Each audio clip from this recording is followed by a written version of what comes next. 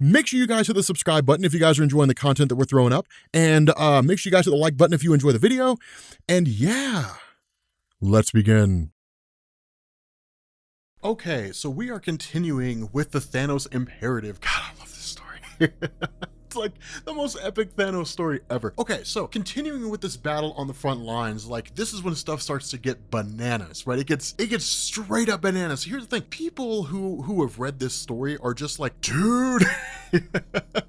Issue number 2 is when it gets crazy. It gets absolutely crazy. I really hope you guys are digging this, but of course you initially pick up with Richard Rider, right? Now here's the thing. This is why people who were fans of Richard Rider, there were only ever 2 generations of fans when it came to Richard Rider. People who were fans of him originally when his stories first came out, which are old fans, or people who picked up with the cosmic landscape from Dan Abnett and Annihilation who became fans at that point. And it's why people love Richard Rider so much, right? Because this guy goes in when it comes to like facing off against these various foes and different things like that. And for the most part, he's able to hold his own, but like the front line is falling rapidly, right? Like it's literally crashing down around them. Like these many angled ones are just too difficult to kill. If it was like any other normal circumstance, this fight would have been over pretty quickly, or at the very least these guys would be able to hold their own, and it wouldn't really be a stalemate so much as them pushing back the tide. But like these many angled ones are just too difficult to kill because they're just so powerful. And so where some of these guys get obliterated, suddenly the Silver Surfer comes out of nowhere, right? Like comes out of nowhere, punches open the mouth of one of these things, and then like when he's asked by Nova, like, are you on our side? The Silver Surfer's like, no, I'm just a herald. Forces have been assembled. And that's when you get like Galactus, you get Aegis, you get Tenebris, and you get all of the Celestials. Okay, so a little bit of history here for those of you guys who are unfamiliar with Aegis and Tenebris, because you're probably like, who in the heck even are these characters? They're hugely powerful, right? Like they're wildly powerful. They were powerful enough to go toe-to-toe with the Silver Surfer and even fight Galactus to a bit. But the idea was that at the beginning of all things, and this is something to kind of keep in mind, right? We've talked about the origins of the universe and the beginnings of life and different things like that, and there's different versions of it, right? The Asgardians have their own origin of the universe. Al Ewing and the Ultimates formed his own origin of the universe and different things like that. But at the time that this story came out, this was one of many origins, right? So you can kind of take it or leave it. But at one point, there was a being called Diableri, I think is what his name was. And he was one of what were called the Promeal gods. And Aegis and Tenebris stood alongside him, along with a host of others. And the idea was that these beings were mostly prime movers, is really what they were, insofar that their job was to basically set the universe in motion to where life would start to form and different things like that. Now, again, we've talked about it at different origins, how like the Celestials were the ones that did that and so on and so forth.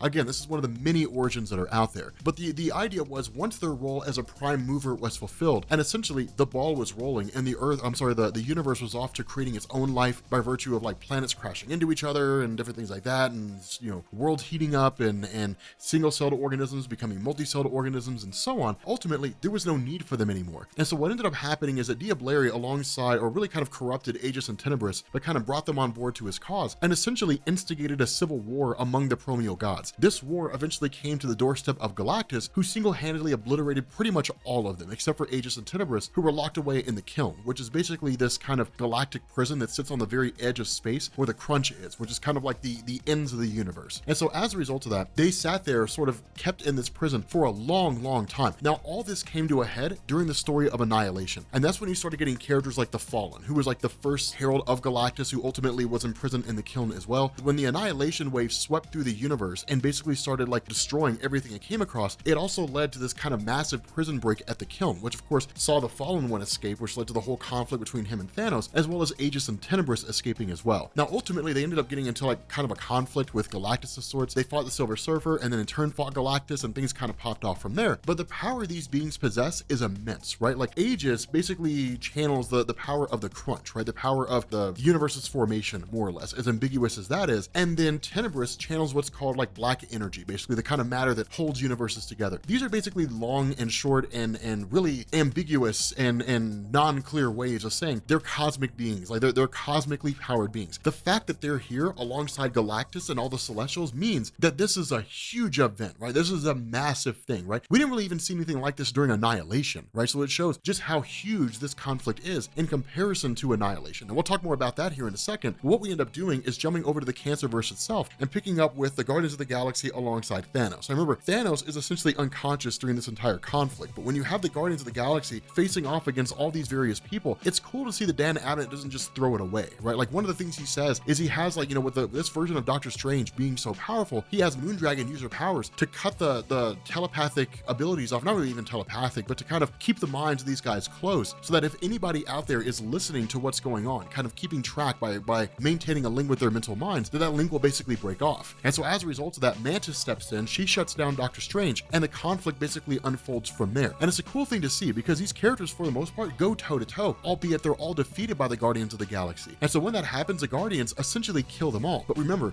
they're in a Cancerverse. They're in a universe where nothing can ever die. And so what ends up happening is that with these various forces, once they're all quote unquote believed to have been dead, they basically mutate and then rise yet again. And that's kind of how things continually go, right? Every time you kill something, it mutates and then it comes back. And so that's when Thanos starts to wake up. And it's a cool thing because these guys are basically like, I don't know who this guy is, but he scares the crap out of me.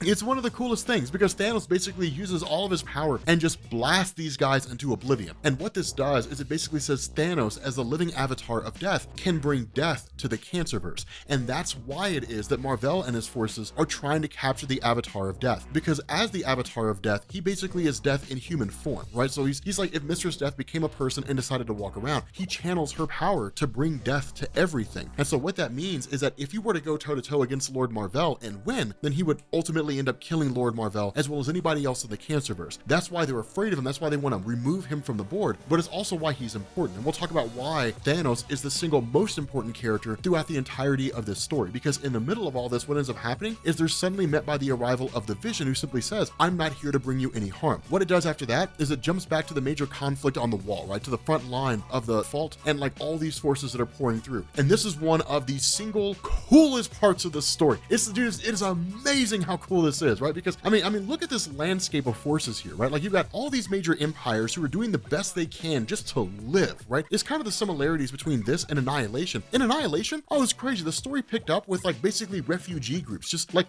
fleeing for their lives and just trying to stay alive. That's what's happening here, right? Like they're doing the best they can, but it's an absolute massacre, right? Like any of you guys ever watched Star Trek? If you guys remember Star Trek First Contact, when like the Borg were heading towards Earth and just annihilating the Federation ships, and they were just sending out SOSs all over the place, and it's like, anybody who can help us, just please, like anyone, it doesn't even matter who you are, just help us. Like that's literally what this is. Just like somebody somewhere help us.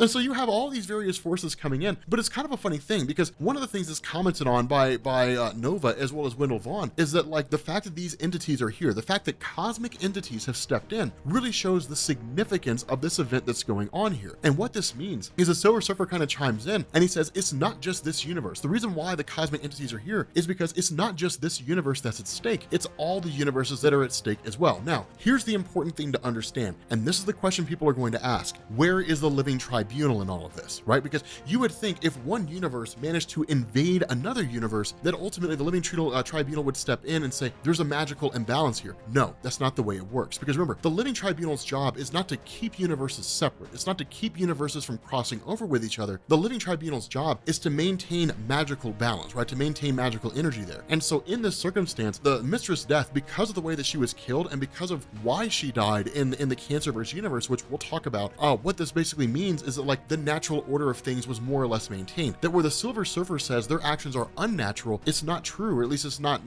the case as it pertains to the living tribunal. But the reality is, if a universe can't maintain itself against an external force, then the universe will succumb to whatever that external force happens to be. It's the natural order of things. The weak make way for the strong. It's how things have always worked. It's the rule of logic the living tribunal applied when it came to Thanos using the Infinity Stones and then wanting to take over the role of Eternity, right? During the original Infinity Gauntlet story. If Eternity wasn't powerful enough to maintain its role, then Thanos would replace it. And that's basically what's going on here, albeit from one universe to another, as opposed to from one galaxy to another or one planet to another within a universe itself. And so that's why things are so huge, is because in the midst of all this, what you suddenly have is this kind of coalescing, right? This kind of coming out with regards to some entity or some force passing through the rift itself. And when everybody starts to look up and everybody starts to panic and everybody starts to freak, wondering what this is, we end up finding out they have every reason to freak out, because what's coming out of this giant rift is the Galactus engine. With that being said, guys, we're gonna bring this video to an end.